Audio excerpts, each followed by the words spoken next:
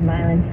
We achieved between 2012 and 2019 substantial decreases in gun violence, and not just that, but homicide.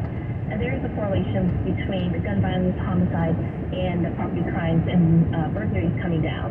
And so I'm proud to announce that we are resurrecting this strategy that was proven successful in reducing and saving lives and reducing crimes.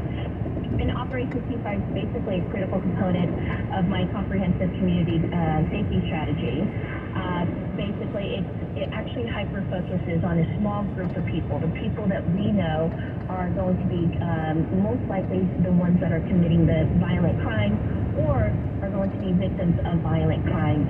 And so they're in the Venn diagram of things. This small group of people are also the small group of people who are committing the violent burglaries or the carjackings or the thefting, breaking into car windows. And so, between 2019, the audit found that between 2019 and 2022, there was a dismantling of ceasefire, and that's what we're going through right now. Is we are feeling the symptoms of the dismantling of ceasefire, and so ceasefire is back together after the audit. We are putting ceasefire back together so that we can actually start reducing the numbers of homicides and crimes.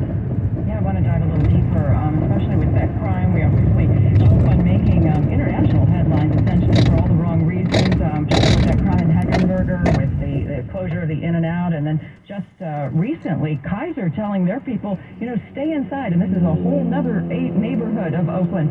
What do you say to people who live in Oakland who feel unsafe?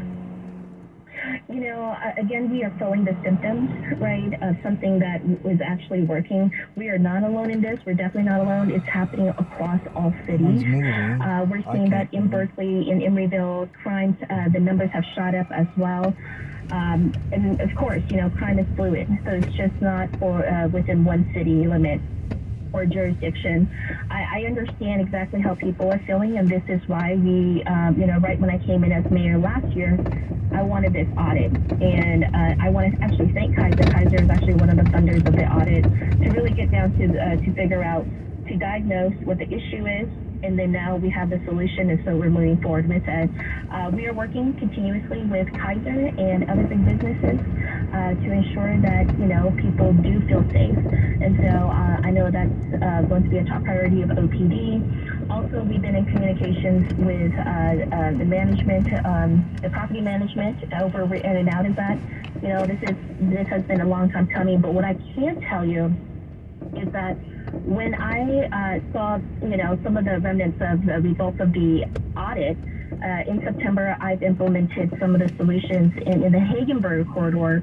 We see a huge drop in burglaries and crimes because of the solutions that we've implemented once I saw some of the results from the audit already last year. And so, we know that it works, the solutions that we're implementing, and we're hopeful that the numbers of crime will actually continue to go down throughout the whole city. You think